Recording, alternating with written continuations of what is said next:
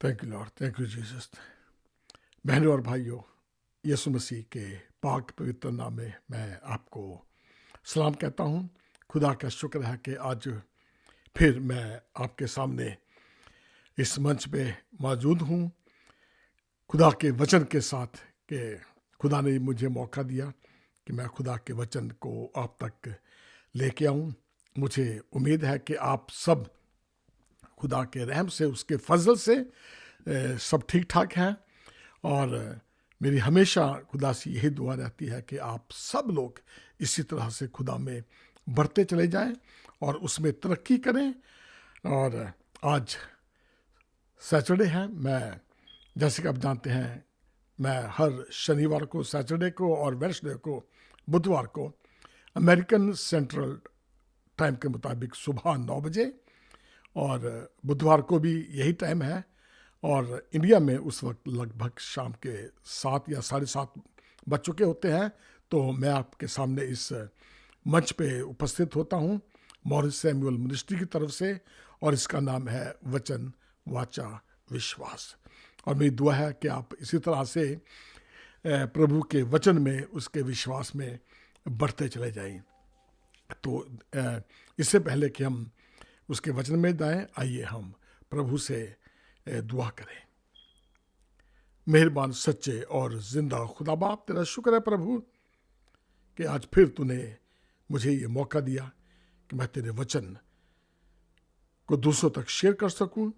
मेरी दुआ है प्रभु, आज जितने भी लोग मुझे ये लाइव देखें या बाद में देखें या सुने, प्रभु तू सबको बड़ी आशीष देना और इस काबिल बनाना कि वे तेरे वचन को अपने दिल में जगह दें, उसको रख छोड़े, ताकि जैसे तेरा दास दाऊद कहता है कि मैंने तेरे वचन को अपने दिल में रख लिया है, ताकि तेरे अगेंस्ट मैं कोई गुनाह ना करूं।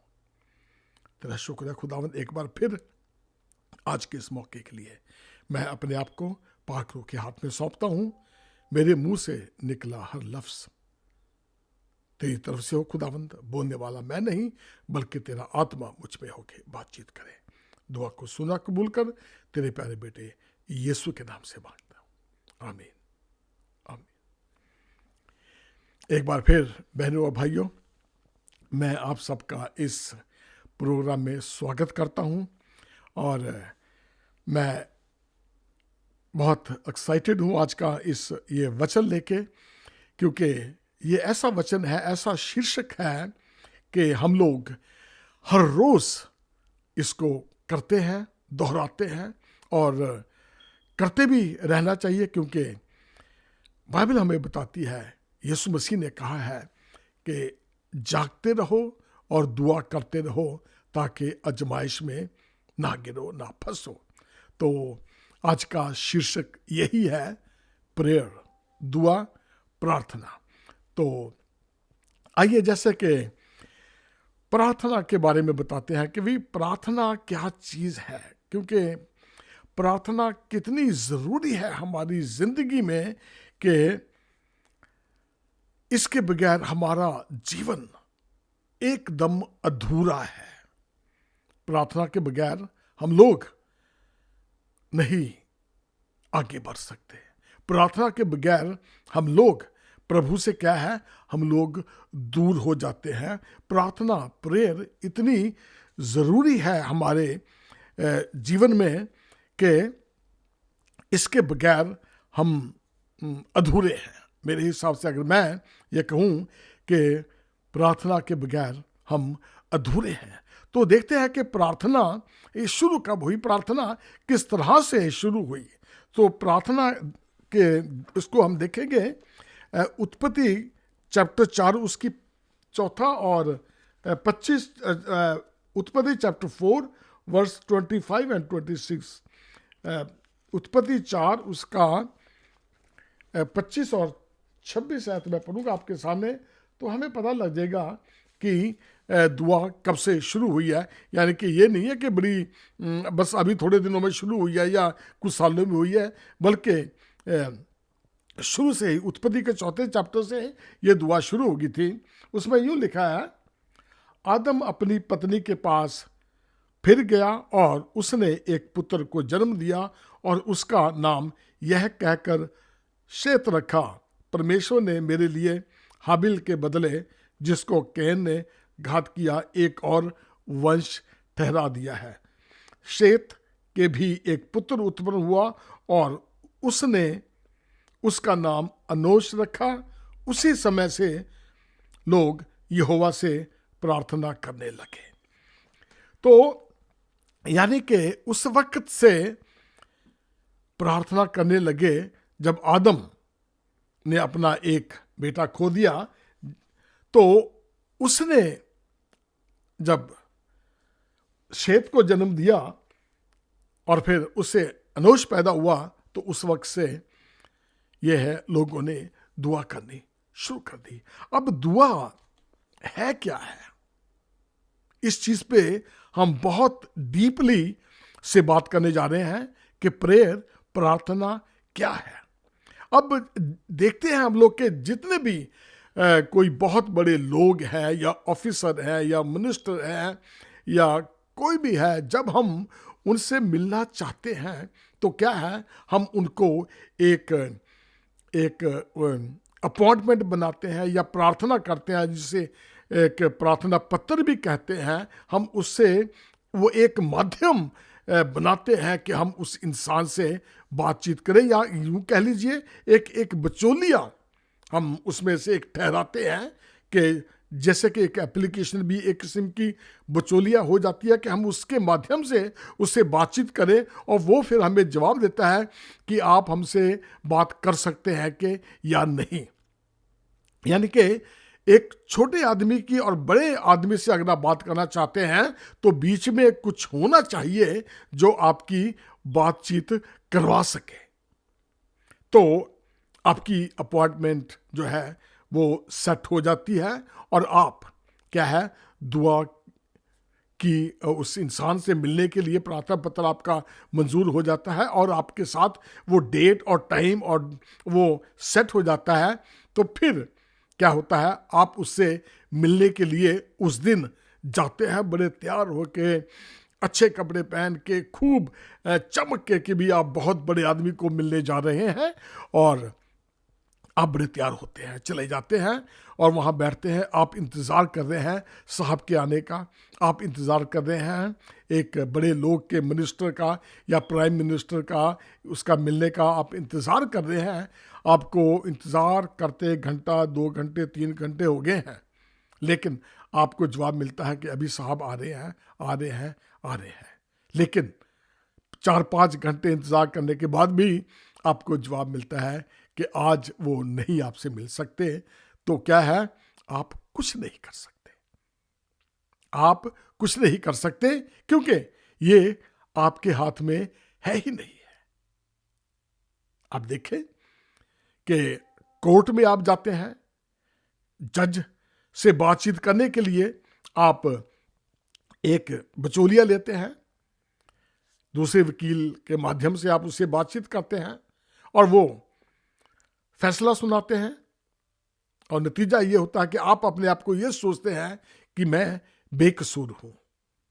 लेकिन क्या होता है, वकीलों की चतुराई से, झूठ बोलने से, जो एक कसूरवार इंसान होता है क्या है, वो बच जाता है, और जो बेकसूर होता है वो फंस जाता है, उसे सजा मिल जाती है। तो आप कुछ नहीं कर सकते क्योंकि आपके हाथ में कुछ नहीं है। लेकिन हमारा खुदा ऐसा नहीं है। जिसने गुनाह किया है, चाहे कोई भी हो, कितना बड़ा भी क्यों ना हो, उसको सजा मिल के रहेगी। हमारा खुदा किसी की तरफदारी नहीं करता। हमारा खुदा जिंदा है, वो देखता है। आप उत्पत्ति से देखें, पढ़ते चले आए, जिन्होंने भी गुनाह किया, पाप किया है, उसे सजा मिली है। और अभी भी हमारा बेस यही है कि जो गुनहगार हैं उन्हें सजा मिलेगी।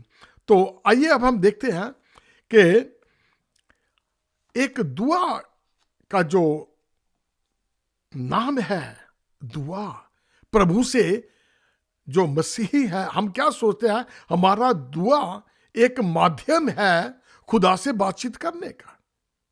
दुआ के माध्यम से ही हम क्या है, खुदा से बातचीत कर सकते हैं। और इसी ढंग को, खुदा से बातचीत करने के ढंग को हम क्या है, हम प्रार्थना कहते हैं। तो अब दुआ के सिवा और कोई माध्यम नहीं जिसके द्वारा हम उससे मिल सकते हैं या बातचीत करते हैं। प्रभु से दुआ करने का कोई निश्चय, हम अपने खुदा की बात कर रहे हैं कि खुदा से, प्रभु से बातचीत करने का कोई निश्चय टाइम नहीं, कोई दिन नहीं, कोई जरूरी नहीं है कि आप कैसे लग रहे हैं, आपने कौन से कपड़े पहने हुए हैं, कैसा माहौल हो गया है। वहां पर भी कोई जरूरी नहीं है कि कभी भी, किसी भी वक्त, किसी भी माहौल में आप अपने मन में भी बैठ के दुआ कर सकते हैं, या थोड़ी देर के लिए वहां से अलग हो जाए। दिन में जितनी दफा भी आप चाहें दुआ कर सकते हैं, कोई मनाही नहीं। अगर आप दुखी हैं, परेशान हैं, बीमार हैं, बिस्तर पर हैं, नीचे फर्श पर हैं, आप कार में हैं, बस में हैं, हवाई जहाज में हैं, आप वहां पर भी दुआ कर सकते हैं। हमें दुआ करने की कोई मनाही नहीं है। खुदा कभी नहीं कहता कि भी तू कहां बैठा है, तूने कैसे कपड़े पहने हैं, तू नहाया धोया है कि नहीं है। खुदा, आप किसी भी हालात में, किसी भी जगह आप खुदा से बातचीत कर सकते हैं, दुआ कर सकते हैं, क्योंकि दुआ के माध्यम से ही हम अपने प्रभु को, उससे बातचीत कर सकते हैं, उसको हम याद कर सकते हैं, और अपने दिल की जो भी परेशानियां हैं, दुख है, तकलीफ है, हम उन सब से क्या है, बातचीत उसके साथ कर सकते हैं। प्रभु को आप खुल के अपना हाल बता सकते हैं, जितने देर चाहे आप बताकर उसके साथ बैठे रह सकते हैं। खुदा कभी नहीं कहेगा कि अच्छा भी अब बहुत बातचीत हो गया, अच्छा तो अब मैं चलता हूँ, फिर चल तू भी चल। या खुदा कभी नहीं कहेगा अभी अभी नहीं मैंने करनी है, क्योंकि अभी मुझे बहुत काम है। किसी भी वक्त आप क्या है, खुदा से प्रार्थना कर सकते हैं। लेकिन अब यह है कि प्रार्थना जब हम करते हैं तो क्या है, एक सवाल खड़ा हो जाता है, और यह सवाल इतना बड़ा है कि फिर एक सवाल के बाद दूसरा सवाल उठता रहता है। प्रार्थना तो करते हैं क्योंकि पता है, हमें बाइबल बताती है कि दुआ करनी है, लेकिन दुआ करने से क्या होता है कि आपके मन में ये आ जाता है, कितने सालों से दुआ कर रहे हैं, खुदा तो हमारी सुनता ही नहीं है। दुआ कर रहे हैं, बीमारी कितने सालों से हमें बीमारी ने घेरा हुआ है, हम ठीक ही नहीं होते हैं। गरीबी हमारा पीछा नहीं छोड़ती। बच्चों से आप परेशान हैं क्योंकि बच्चे हुक्म नहीं मानते। बाइबल हमें बताती है कि आप दुआ करो, हम दुआ भी कर रहे हैं, सांझ सुबह दुआ कर रहे हैं, लेकिन क्या है, हमारी प्रभु सुनता ही नहीं है। पता नहीं खुदा हमारी दुआओं का जवाब ही नहीं देता, या दुआ हमारी वो सुनता नहीं, वहां तक पहुंचती भी कि नहीं है। बीमारी भी पीछा छोड़ रही है, गरीबी हमारे पीछे पड़ी हुई है, हम उसमें से नहीं निकल पा रहे हैं। आज हम इसी चीज को थोड़ी और गहराई से सीखेंगे कि हमारी दुआएं खुदा क्यों नहीं सुनता है, क्या प्रॉब्लम है हमारी दुआओं में, या क्या चाहिए हमें, और किस तरह से चाहिए कि हम दुआ करें कि खुदा हमारी दुआ सुन ले। और जब लोग दुआ करते हैं ना, मैं आपको अपना एक्सपीरियंस बता रहा हूं, मैं जब क्योंकि दुआ जब हम करते थे तो कई दफ़ा ऐसे होता था, बहुत दफ़ा कि चलो जल्दी जल्दी काम पे जाना है, जल्दी चाय डाल ली हाथ में, चलो भी चलते चलते दुआ कर लेंगे। बस 2 मिनट की दुआ की, चलते चलते खुदा जा रहे हमारे सही सलामत लेके जाना और हमें हमारी रक्षा करना और सही सलामत वापस लेके आना, बस तेरा शुक्र है खुदा, बस दुआ होगी जी। यानी कि हम दुआ को दुआ नहीं समझ रहे। इससे जो है खुदा के बीच में जब हम दुआ कर रहे हैं, वो दुआ कोई असर नहीं कर रही है। दुआ करने के लिए आपको एक माहौल चाहिए। दुआ करने के लिए ये नहीं आपने 2 मिनट की दुआ की और दुआ होगी और दुआ मांग लीजिए हमें नौकरी दे दो खुदा बाप, हमें ठीक कर दो और हो गया काम बस। ये कैसे दुआ खुदा सुनेगा? आपका लिंक ही खुदा तक नहीं बन रहा है। 2 मिनट दुआ कर ली, ये सिर्फ इसलिए है कि बाइबल हमें बताती है कि दुआ करो भाई, लो जी दुआ कर ली।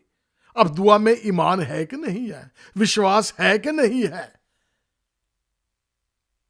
विश्वास भी चलो है, करते हम है, लेकिन वो एक सही तरीका है कि नहीं है? उसमें कहीं सेल्फ तो नहीं है।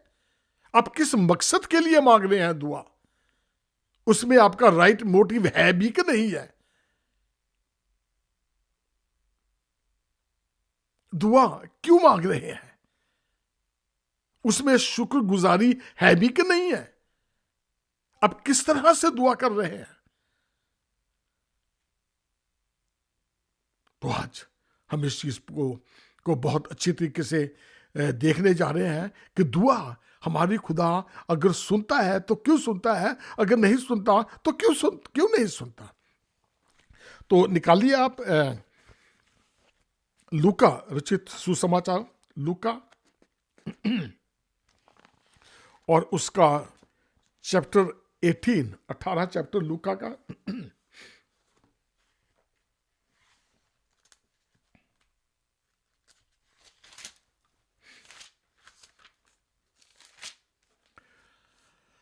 लूका चैप्टर 18 उसकी 9 से 14, 9 to 14 मैं आपके सामने पढ़ने जा रहा हूं। उसमें यूं लिखा है, आपको उसका मैं हेडिंग देता हूं कि एक फरीसी और चुंगी लेने वाला का ये दृष्टांत है। ये तो उसमें यूं लिखा है, उसने उनसे जो अपने ऊपर भरोसा रखते थे कि हम धर्मी हैं और दूसरों को तुच्छ जानते थे, यह दृष्टांत कहा।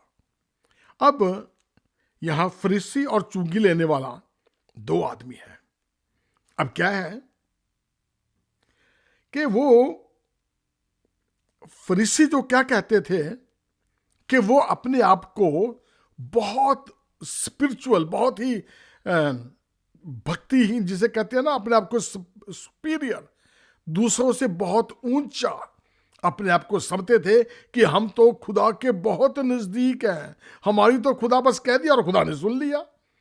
उन्होंने लोगों के ऊपर ये इंप्रेशन बनाया हुआ था फरीसी, क्योंकि जो फरीसी हैं, जो उनकी एजुकेशन होती थी वो बहुत ज्यादा होती थी, उनको बहुत नॉलेज थी पुराने नियम की। क्योंकि उनको स्कूल जाने के लिए 10-15 साल लगते थे। एक बहुत तजर्बेकार उनके मुंह से वो रटा होता था सारा तोरा, जो जैसे लॉ की कहते हम लोग, पुराना नियम, उन्हें इतना पता था, तभी तो फरीसी बनते थे वो, फकीह और फरीसी, क्योंकि उन्हें उनकी एजुकेशन ऐसी होती थी तो लोग उन्हें बहुत इज्जत देते थे, क्योंकि बहुत पढ़े लिखे थे। तो उसके बीच में एक चुंगी वाला आ गया और वो जो फरीसी है अपने आप को क्या कह रहा है कि मैं तो बहुत बड़ा हूं, सुपीरियर हूं। और आगे देखिए 10वीं आयत में कहता है कि 2 मनुष्य मंदिर में प्रार्थना करने के लिए गए। एक फरीसी था, उनमें से कहा था एक फरीसी जिसे बहुत घमंड था अपने फरीसी होने पर, और दूसरा चुंगी लेने वाला बेचारा टैक्स कलेक्टर, ठीक है, वो चुंगी वगैरह लेता था, टैक्स वगैरह लेता था, क्योंकि उसकी जॉब होगी वो। फरीसी खड़ा होकर अपने मन में यूं प्रार्थना करने लगा, हे परमेश्वर, मैं तेरा धन्यवाद करता हूं कि मैं दूसरे मनुष्य के समान अंधेर करने वाला, अन्यायी और व्यभिचारी नहीं, और ना इस चुंगी वाले के समान हूं। उसने सब कुछ ही अपने मुंह से कह दिया, और दूसरों को क्या है, वो जज करने भी लग गया कि मेरे से बड़ा तो कोई है ही नहीं है, समझदार तो मैं हूं, पर मैं इससे बेहतर हूं जो मेरा साथ खड़ा हुआ है ये। अब उसके मन में क्या आ रहा है? मन में तो तेरे ये आ रहा है कि मैं इससे बेहतर हूं, और खुदा से तू दुआ मांग रहा है ये। तो आगे देखते हैं, 12वीं आयत में यूं लिखा है, मैं सप्ताह में 2 बार उपवास करता हूं, मैं अपनी सब कमाई का 10वां अंश भी देता हूं। परंतु चुंगी लेने वाले ने दूर खड़े होकर स्वर्ग की ओर आंखें उठाना भी ना चाहा, वरना अपनी छाती पीट पीट कर कहने लगा, हे परमेश्वर, मुझ पापी पर दया कर। मैं तुझसे कहता हूं कि वह दूसरा नहीं, परंतु यही मनुष्य धर्मी ठहराया जाकर अपने घर गया, क्योंकि जो कोई अपने आप को बड़ा बनाएगा वह छोटा किया जाएगा, और जो अपने आप को छोटा बनाएगा वह बड़ा किया जाएगा। तो बहनों और भाइयों, जब हम दुआ करते हैं, इस चीज को देखें कि आपके लिए दूसरों के मन में क्या है। आप खुदा से दुआ कर रहे हैं कि पहली भरे हुए हैं, हम तो बहुत बड़े हैं भाई, तो खुदा आपकी क्या सुनेगा? जबकि और दूसरा इंसान जो था उसने साफ कह दिया, हे प्रभु, मैं तो कुछ भी नहीं हूं, मैं तो निकम्मा आदमी हूं, मेरे पे रहम कर। उसने अपने आप को क्या है, वो कह रहा कि मैं तो इस लायक भी नहीं हूं कि मैं खुदा से मांगू कुछ, मैं तो इस लायक ही नहीं कि मैं उसको भी देखूं। उसने अपने आप को इतना हलीम कर लिया और अपने आप को खुदा के हाथ में सौंप दिया कि खुदाया मेरे पे रहम कर। अगर हमारे दिल में ये भावना नहीं है कि दूसरे लोग जो हैं उनके प्रति हमारे मन में कुछ है ही नहीं है, हम अपने आप को इतना ऊंचा लेके जा रहे, इतने बड़े बनते जा रहे हैं हम, तो खुदा कैसे आपकी दुआ सुनेगा? ठीक है, बहुत जगह लिखा हुआ है, बाइबल हमें बताती है, यीशु मसीह ने कहा है कि दुआ में लगे रहो, अलर्ट रहो, ताकि अजमाइश में ना फंसो। और यहां पे क्या है, हम दुआ करते हैं 2 मिनट के लिए कि खाना पूर्ति करनी है, भी दुआ कर लें फटाफट, और फिर उसके बाद में हम क्या है, हम उम्मीद रखना शुरू कर देते हैं कि खुदा दुआ तो कर ली, अब खुदा सुनते ही नहीं है। पर ये नहीं आप देख रहे कि दुआ आपने करी कितनी देर के लिए है, दुआ आपने उसके मांगने का मकसद क्या था, आपका मोटिवेट क्या था, आपने दुआ क्यों की है, क्या आपने मांगा है, क्या वो खुदा के हित में है भी कि नहीं है? खुदा चाहता है कि आपको दे, आप किस वजह से मांग रहे हैं खुदा से? वो जो कुछ मांग रहे हैं आप वो उसके जलाल के लिए काम में आप लाएंगे कि नहीं लाएंगे? बाइबल हमें बताती है कि मांगते हो मिलता नहीं क्योंकि बुरी नीयत से मांगते हो। और बहनों और भाइयों, यही एक खास वजह है कि हम लोग अपनी दुआओं का जवाब नहीं ले पाते, क्योंकि हम उसके वचन के मुताबिक नहीं मांगते। जब तक हम दुआ मांगते हैं, नंबर 1 हमें बहुत हलीम होना है, बिल्कुल मानना है कि हम दुआ करने जा रहे हैं। ये नहीं है वो दुआ करने अब हम आओ भी दुआ कर लें और इधर से फोन भी रख दिया है, आपके कान उसकी तरफ लगे हुए हैं, किसने बेल बजा दी है, इतना टाइम हो गया है, बच्चे स्कूल से आने वाले हैं, वो बेल बजाएंगे, आने वाली, आपके दिमाग में सब कुछ घूम रहा है। खुदा को आप क्या सुना रहे हैं? दिमाग में तो आपके सब कुछ भरा हुआ है, आप सिर्फ खाली मुंह से बोल रहे हैं, उसको कौन सुन रहा है? खुदा तक तो वो पहुंच ही नहीं रहा है। आप अपने आप को ही देख रहे हैं, आप अपनी आवाज खुद समझ रहे हैं, सुन रहे हैं, और जैसे ही घंटी बजी नहीं, जल्दी ले आमिन की और जाके दरवाजा खोल दिया। खुदा को क्या मिला? आपकी आवाज पहुंच गई वहां तक। खुदा तो खुद यहीं पे है, जबकि सोच आपकी ये है, आप मांग रहे हैं दुआ और दूसरों के लिए आपके दिल में नफरत है, साथ आपके खड़ा हुआ है। बजाय इसके कि आप उसके लिए अच्छा सोचें, आप अपने से बेहतर उसे सोचना चाहिए, लेकिन नहीं है। आप ये सोच रहे हैं कि उस खुदा को बता रहे हैं, खुदा कम से कम मैं इससे तो बेहतर हूं कि मैं अपना 10वां हिस्सा भी देता हूं, मैं अपनी सारी कुर्बानियां देता हूं। बहनों और भाइयों, खुदा को आपके पैसों की जरूरत नहीं है। साउल जब गया, खुदा को ने उसे कहा था कि जब जीत के आए तो वहां से कुछ नहीं लेके आना, सबको खत्म करके आना है। लेकिन जब सैमुअल गया, उसे पूछा, हाँ भाई जैसे खुदा ने कहा था तूने वैसा किया है, कुछ लेके तो नहीं आया? कह रहा नहीं मैं कुछ नहीं लेके आया मैं। तो फिर सैमुअल ने क्या कहा, ये जो मम्मियाने की आवाजें आ रही है भेड़ बकरे, ये कहां से आ रही है? कह रहा वो तो मैं तेरे खुदा के लिए उसको बलि चढ़ाने के लिए लेके आया हूं। तो सैमुअल ने क्या कहा, हुक्म मानना बलि चढ़ाने से बेहतर है। हमने खुदा के वचनों को मानना है। ये नहीं है कि हम क्या दे रहे हैं, ठीक है देना अच्छा है, चर्च के काम भी चलने हैं, खुदा देखता भी है कि मैंने इसे इतनी आशीषें दी हैं, क्या वो उन आशीषों में से कुछ दे रहा है कि नहीं दे रहा है। ये भी बड़ा जरूरी है। लेकिन क्या हम उस नियत से दे रहे हैं? क्या हम शुक्रगुजारी करते हुए दे रहे हैं कि नहीं दे रहे हैं? इस चीज को हमने देखना है कि हमने दुआ किस तरह से मांगनी है। और दुआ करने से पहले हमने बिल्कुल शांत भाव से, बाइबल तो हमें यह बताती है कि हर वक्त दुआ में लगे रहो।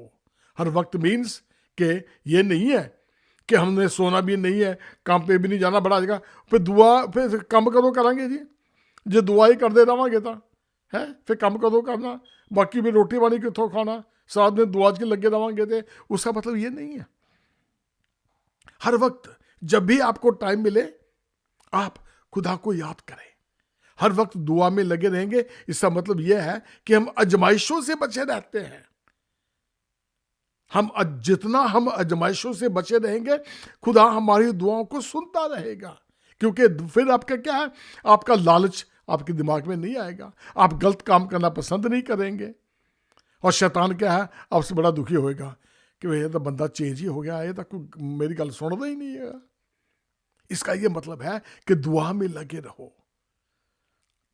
और जब दुआ में शाम को बैठो, देखो कि आज दिन भर आपने किसी के बारे में कोई गलत सोचा तो नहीं है, आपकी आंखों से कोई गुनाह तो नहीं हो गया है, आपके मुंह से कोई गलत बात तो नहीं निकली है जिससे पवित्र आत्मा शोकित हुई है या दुखी हुई है।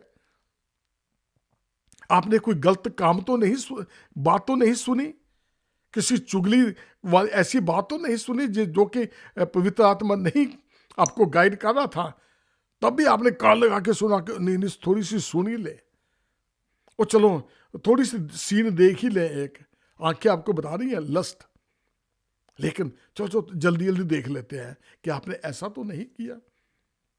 बाइबल हमें बताती है कि अगर हमने मन में कोई ऐसा गुनाह कर लिया है तो समझ लो वो फिजिकली हो गया है। हमें इन गुनाहों से क्या है, बच के रहना है। जब तक हम इन गुनाहों से बच के नहीं रहेंगे, हम दुआ नहीं कर सकते। और जब आप इस चीज को देख लें कि मैंने खुदा से पहले, सबसे पहले क्या करें, दुआ जब करते हैं तो उसकी तारीफ करो। खुदा सच्चा तेरा शुक्र है, तेरी तारीफ हो, तेरी तारीफ हो। और सब बातें जब आपका खुदा से लिंक बन जाता है तो बाइबल हमें बताती है कि फिर दुआ आप नहीं करते, फिर पवित्र आत्मा आपके लिए दुआ करता है। पवित्र आत्मा आपके लिए दुआ करता है, आपकी सिफारिशें लगाता है, और जो है आपका लिंक है, क्या है, वो खुदा के साथ बन जाता है। फिर खुदा आपकी दुआओं को सुनना शुरू कर देता है। तो ये था आज का दुआ मांगने का पहला पार्ट, पहला हिस्सा। तो नेक्स्ट टाइम जो है मैं बताऊंगा कि हमने दुआ मांगनी कैसे है, किस तरह से मांगनी है, मैं आपको बताऊंगा, ताकि आप दुआ के सही मायने को, दुआ कैसे करनी है, आप इसको सीख जाएं और खुदा आपकी दुआओं को सुन ले। तो आज के लिए इतना ही है। नेक्स्ट मैं इसी का दूसरा हिस्सा लेके आऊंगा आप तक। तो आइए हम दुआ करते हैं। मेहरबान खुदा बाप, तेरा शुक्र है प्रभु कि तूने आज ये विषय, ये टॉपिक दिया कि हम तुझसे कैसे मांगे। खुदाबंद, जिन्होंने भी ये सुना है, मेरी दुआ है प्रभु, सबको हलीम बना, नम्र बना। जब तक हम दीन नहीं हो जाते, हमें अपनी गलतियों का पता नहीं लगता, हम अपने गुनाहों को समझ नहीं सकते। खुदावंद, एक गुनहगार इंसान जब तेरे सामने आता है, वो अपने गुनाहों को कबूल करता है, मान लेता है, और तुझसे ताकत मांगता है, हिम्मत मांगता है। खुदावंद, तू उनकी दुआओं को सुन लेता है प्रभु। मेरी दुआ है प्रभु, इस वक्त कोई बहन या भाई ऐसा है जो ये चाहता है कि वो हलीम बने, खुदावन तो उनकी दुआओं को सुन लेना, ताकि वो इस काबिल हो जाए कि तू उनकी दुआओं को सुने और उनका जवाब दे सके। इस छोटी सी दुआ को सुना कबूल कर, तेरे प्यारे बेटे यीशु के नाम से मांगता हूं, आमीन।